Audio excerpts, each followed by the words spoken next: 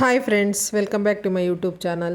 ಇವತ್ತು ಕರ್ಜಿಕಾಯಿನ ಮಾಡಿ ತೋರಿಸ್ತಾ ಇದ್ದೀನಿ. ತುಂಬ ಸಿಂಪಲ್ ಇಂಗ್ರೀಡಿಯೆಂಟ್ಸಿಂದ ಮತ್ತು ಪರ್ಫೆಕ್ಟಾಗಿ ಹೇಗೆ ಮಾಡೋದು ಅಂತ ಹೊಸಬ್ರಿಗೆ ಈಸಿ ಆಗುತ್ತೆ ಅಂತ ಹಬ್ಬಕ್ಕೆ ಮಾಡಿ ತೋರಿಸ್ತಾ ಇದ್ದೀನಿ. ನೋಡಿ, ನಾಳೆ ಹಬ್ಬ ಇದೆಯಲ್ಲ, ಮಾಡ್ಕೊಳ್ಳಿ.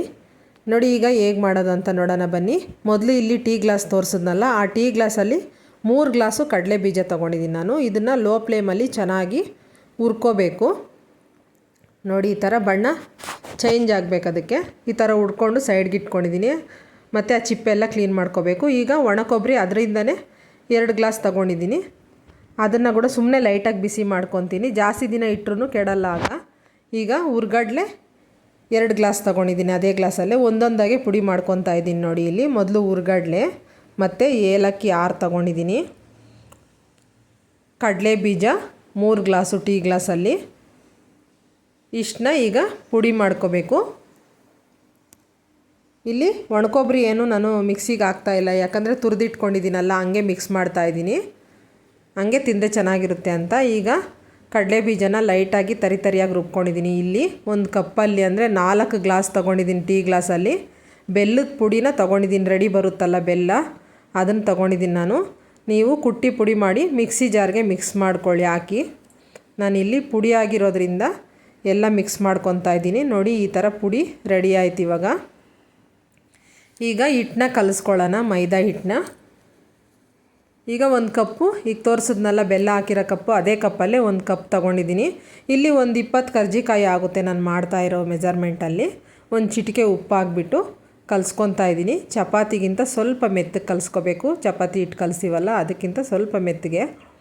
ನೋಡಿ, ಈ ಥರ ಸ್ವಲ್ಪನೇ ನೀರು ಹಾಕ್ಕೊಂಡು ಕಲಿಸ್ಕೊಳ್ಳಿ. ಜಾಸ್ತಿ ಒಂದೇ ಸಲ ಹಾಕೋಕ್ಕೆ ಹೋಗಬೇಡಿ. ಮತ್ತು ನೋಡಿ, ಈ ಥರ ಇರಬೇಕು. ಬೇಗನೂ ಮಾಡ್ಬೋದು ಈ ಥರ ಮೆತ್ತಗಿದ್ರೆ.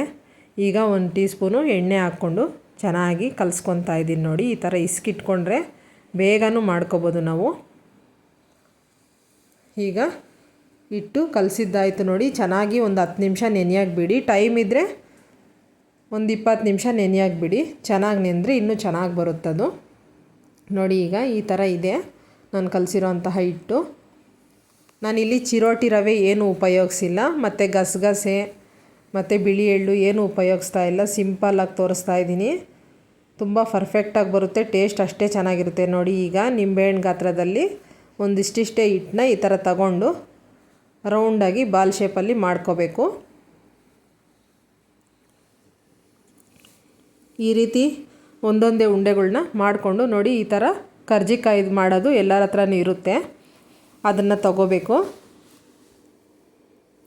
ನೋಡಿ, ಈಗ ಹಿಟ್ಟು ರೆಡಿಯಾಗಿದೆ. 1 ಕಪ್ಪಲ್ಲಿ ಸ್ವಲ್ಪ ಎಣ್ಣೆ ಮತ್ತು ಇನ್ನೊಂದು ಕಪ್ಪಲ್ಲಿ ಸ್ವಲ್ಪ ನೀರು. ಈಗ ಕಲಸಿರೋಂಥ ಹಿಟ್ಟು ಸ್ವಲ್ಪ ಒಣ ಹಿಟ್ಟು ತಗೋಬೇಕು. ಇದನ್ನು ಒಸ್ಕೊಳ್ಳೋದಕ್ಕೆ ಪೂರಿ ರೀತಿಯಲ್ಲಿ ನಾವು ಇದನ್ನು ಒಸಿಬೇಕು. ನೋಡಿ, ಈ ಥರ ತುಂಬ ತೆಳು ಇರಬಾರ್ದು. ನೋಡಿ, ಈ ಥರ ದಪ್ಪ ಇರಬೇಕು, ಇಲ್ಲಾಂದರೆ ಬಿಚ್ಕೊಳ್ಳೋ ಚಾನ್ಸ್ ಇರುತ್ತೆ. ಎಣ್ಣೆಗೆ ಹಾಕಿದ್ಮೇಲೆ ಪರ್ಫೆಕ್ಟಾಗಿ ಬರಬೇಕದು. ನೋಡಿ, ಈ ರೀತಿ ಎಣ್ಣೆನ ಮೊದಲು ಇದಕ್ಕೆ ಹಚ್ಕೊಳ್ಳಿ. ಕರ್ಜಿಕಾಯಿ ಮಾಡೋದಕ್ಕೆ ಎಣ್ಣೆನ ಹಚ್ಕೊಂಡ್ರೆ ಅದು ಕಚ್ಕೊಳ್ಳೋದಿಲ್ಲ ಹಿಟ್ಟು. ಈಗ ಆ ಪೂರಿನ ಒಸ್ದಿರ್ತೀವಲ್ಲ, ಅದನ್ನು ಇಲ್ಲಿಗೆ ಹಾಕ್ಕೋಬೇಕು. ನೋಡಿ, ಈ ರೀತಿಯಲ್ಲಿ ಹಾಕ್ಕೋಬೇಕು. ನಂತರ ಈಗ ನೀರು ಇಟ್ಕೊಂಡಿದ್ದೀವಲ್ಲ, ಖಾಲಿ ನೀರು, ಅದನ್ನು ಈ ಸೈಡಲ್ಲಿ ಲಾಸ್ಟ್ ಎಂಡಿಂಗಲ್ಲಿ ಈ ಥರ ಹಚ್ಕೋಬೇಕು. ಆದವಾಗ ಬಿಚ್ಕೊಳ್ಳೋದಿಲ್ಲ. ಎಣ್ಣೆಗೆ ಹಾಕಿದಾಗ ನೀಟಾಗಿ ಬರುತ್ತೆ ಈ ನೀರು ಹದ್ದೋದ್ರಿಂದ. ನೋಡಿ, ಈಗ ಪೌಡ್ರ್ ಹಾಕ್ತಾಯಿದ್ದೀನಿ. 1 ಟೀ ಸ್ಪೂನ್ ಪೌಡ್ರ್ ಹಾಕ್ಬಿಟ್ಟು ಅದ್ರ ತುಂಬ ಈ ಥರ ಒತ್ತಬೇಕು. ಇದು ಎಕ್ಸ್ಟ್ರಾ ಬಂದಿರೋ ಹಿಟ್ಟನ್ನ ಸೈಡ್ಗೆ ಇಟ್ಕೋಬೇಕು. ನೋಡಿರಿ, ಈಗ ಕರ್ಜಿಕಾಯಿ ಪರ್ಫೆಕ್ಟಾಗಿ ಬರುತ್ತೆ. ನೋಡಿ, ಎಲ್ಲೂ ಏನು ಬಿಚ್ಕೊಂಡಿಲ್ಲ, ಅಷ್ಟು ನೀಟಾಗಿ ಬಂದಿದೆ. ಕೈಯಲ್ಲೇ ಕೂಡ ಮಾಡ್ಬೋದು, ಅದಿಲ್ಲ ಅಂದರೆ. ನೋಡಿ, ಇನ್ನೊಂದು ತೋರಿಸ್ತಾ ಇದ್ದೀನಿ. ಹೊಸ್ದಾಗಿ ಮಾಡೋರಿಗೆ ಈಸಿ ಆಗುತ್ತೆ ಅಂತ 1 2 3 ತೋರಿಸಿರ್ತೀವಿ. ಬರೋರು ಬೇಜಾರು ಮಾಡ್ಕೋಬೇಡಿ. ನೋಡಿ, ಮತ್ತೆ ಅದೇ ಇದಕ್ಕೆ ಹಾಕ್ತಾಯಿದ್ದೀನಿ. ಪೂರಿ ಥರ ಒಸ್ಕೊಂಡು ಸ್ವಲ್ಪ ತೆಳು ಒಸ್ಕೋಬೇಡಿ, ದಪ್ಪ ಒಸ್ಕೋಬೇಕು. ಈಗ ನೀರು ಸವರ್ಕೋಬೇಕು ಈ ಕೊನೆಯಲ್ಲಿ, ತುದಿಯಲ್ಲಿ. ನಂತರ ಪುಡಿ ಹಾಕ್ಕೋಬೇಕು. ಅದ್ರ ತುಂಬ ಹಾಕ್ಕೊಳ್ಳಿ. ನೀವು ಎಷ್ಟೇ ದಿನ ಇಟ್ಟರು ಇದು ತುಂಬ ಗರಿ ಗರಿ ಆಗಿರುತ್ತೆ, ಅಷ್ಟು ಚೆನ್ನಾಗಿ ಬರುತ್ತೆ ಇದು. ನಾವು ತೋರಿಸಿರೋ ರೀತಿಯಲ್ಲಿ ಮಾಡಿ ತುಂಬ ಪರ್ಫೆಕ್ಟಾಗಿ ಬರುತ್ತೆ. ಈಗ ನೋಡಿ, ಎಕ್ಸ್ಟ್ರಾ ಹಿಟ್ಟನ್ನ ಈ ಥರ ತೆಗೆದಾಕ್ಕೋಬೇಕು. ನೋಡಿ, ಈಗ ರೆಡಿಯಾಗಿದೆ. 2 ಮಾಡ್ತಾ ಆಮೇಲೆ ಎಣ್ಣೆ ಹಚ್ಕೊತಾ ಇರಿ. ಪ್ರತಿಯೊಂದಕ್ಕೂ ಕರ್ಜಿಕಾಯಿಗೂ ನೀರು ಸವರ್ಕೊಳ್ಳಿ, ಚೆನ್ನಾಗಿ ಬರುತ್ತೆ ನೋಡಿ. ಈಗ ಇನ್ನೊಂದು ಹೊಸಿತಾ ಇದ್ದೀನಿ.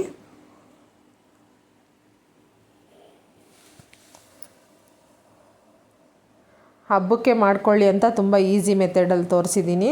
ತುಂಬ ಸಿಂಪಲ್ಲು ಮತ್ತು ಬಜೆಟ್ ಫ್ರೆಂಡ್ಲಿ ಅಂತಲೇ ಹೇಳ್ಬೋದು. ಇದನ್ನು ಅಷ್ಟು ಕಡಿಮೆ ಇಂಗ್ರೀಡಿಯೆಂಟ್ಸಲ್ಲಿ ಮಾಡಿದ್ದೀನಿ ನಾನು. ನೋಡಿ ಈಗ ರೆಡಿಯಾಗಿದೆ ಇದು. ನೋಡಿ ಈಗ ಇದನ್ನು ಕೈಯಲ್ಲಿ ಯಾವ ಥರ ಮಾಡ್ಬೋದು ಅಂತ ಒಂದು ತೋರಿಸ್ತೀನಿ ನೋಡಿ. ಈ ಥರ ಪೂರಿ ರೀತಿಯಲ್ಲಿ ಉಸ್ಕೊಂಡಿರ್ತೀವಲ್ಲ, ಸ್ವಲ್ಪ ಕೆಳಗಡೆ ಇಟ್ಟು ನಿಮ್ಗೆ ಅಂಟ್ಕೊತಾ ಇದ್ದರೆ ಸ್ವಲ್ಪ ಹಿಟ್ಟು ಹಾಕ್ಕೊಳ್ಳಿ. ಸ್ವಲ್ಪ ಸೇಮ್ ಚಪಾತಿ ಥರನೇ ಮಾಡ್ಕೊತಾ ಇರಬೇಕು ನೋಡಿ. ಈಗ ಆ ಕಡೆ ಈ ಕಡೆ ಸ್ವಲ್ಪ ತಣ್ಣೀರನ್ನ ಹಿಂಗೆ ಸವರ್ಬಿಟ್ಟು ಈ ಥರ ಮುಚ್ಕೊಳ್ಳೋದಷ್ಟೇ ಇದು.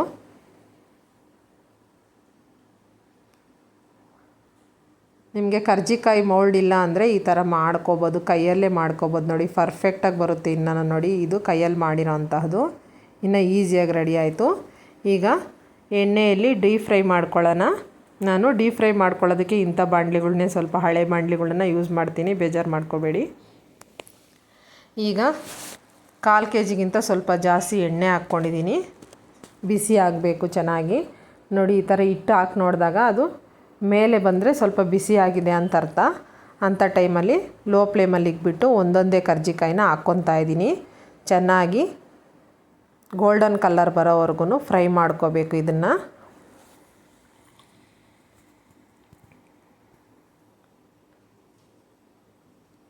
ನೋಡಿ ಒಂದೇ ಸಲಕ್ಕೆ ಒಂದು 5-6 ಹಾಕ್ಕೋಬೋದು.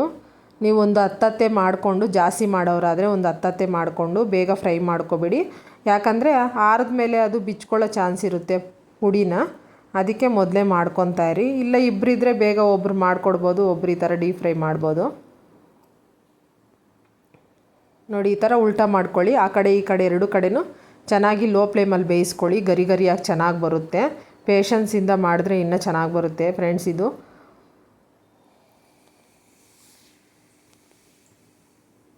ಲೋ ಫ್ಲೇಮಲ್ಲಿ ಬೇಯಿಸೋದ್ರಿಂದ ಒಳಗಡೆ ಎಲ್ಲ ನೀಟಾಗಿ ಬೆಂದಿರುತ್ತೆ ನೋಡಿ. ಈಗ ಈ ಥರ ಗೋಲ್ಡನ್ ಕಲರ್ ಬಂದಮೇಲೆ ಸೈಡ್ಗೆ ತೆಗೆದಾಕ್ಕೊತಾ ಇದ್ದೀನಿ.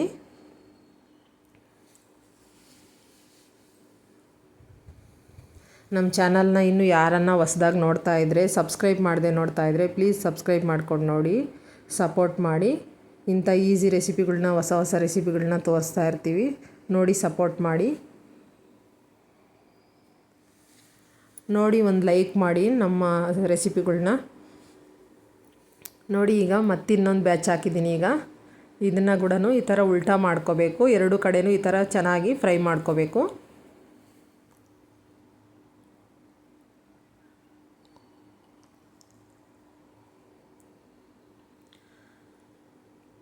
ನೋಡಿ ಈಗ ರೆಡಿ ಆಯಿತು. ಇದು ಸೈಡಿಗೆ ತೆಗೆದಾಕ್ಕೊತಾ ಇದ್ದೀನಿ.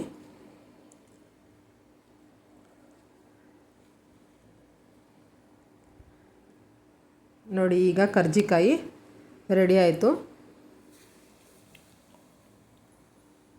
ನೋಡಿ. ಈಗ ತೋರಿಸಿ ನಾನು ನೈಟಲ್ಲಿ ಮಾಡಿದ್ದೀನಿ, ಡೇನಲ್ಲಿ ಯಾವ ಥರ ಇದೆ ಅಂತ ತೋರಿಸ್ತೀನಿ ನೋಡಿ. ಪರ್ಫೆಕ್ಟಾಗಿ ಬಂದಿದೆ ನೋಡಿ, ಎಷ್ಟು ಕ್ರಿಸ್ಪಿಯಾಗಿದೆ, ಗರಿ ಗರಿಯಾಗಿ ಬಂದಿದೆ. ಅದು ಈ ಥರ ಗರಿ ಗರಿಯಾಗಿದ್ದರೆ ಎಷ್ಟು ದಿನ ಆದ್ರೂ ಕೆಡೋದಿಲ್ಲ ಮತ್ತು ಚೆನ್ನಾಗಿರುತ್ತೆ. ಡೀಪ್ ಫ್ರೈ ಮಾಡೋವಾಗ ಚೆನ್ನಾಗಿ ಲೋ ಫ್ಲೇಮಲ್ಲಿ ಮಾಡಿಕೊಂಡ್ರೆ ಒಳಗಡೆ ಕೂಡ ಕೆಡೋದಿಲ್ಲ, ಅಷ್ಟು ಚೆನ್ನಾಗಿರುತ್ತೆ, ಕ್ರಿಸ್ಪಿಯಾಗಿದೆ. ನೀವು ಕೂಡ ಟ್ರೈ ಮಾಡಿ, ಹೇಗೆ ಬಂತು ಅಂತ ಕಮೆಂಟಲ್ಲಿ ತಿಳಿಸಿ. ನಮ್ಮ ರೆಸಿಪಿಗಳು ಇಷ್ಟ ಆದರೆ ಲೈಕ್ ಮಾಡಿ, ಶೇರ್ ಮಾಡಿ, ಸಬ್ಸ್ಕ್ರೈಬ್ ಮಾಡ್ಕೊಂಡು ನೋಡಿ. ಎಲ್ಲರಿಗೂ ಅಡ್ವಾನ್ಸಾಗಿ ವರಮಹಾಲಕ್ಷ್ಮಿ ಹಬ್ಬದ ಶುಭಾಶಯಗಳು. Thank you.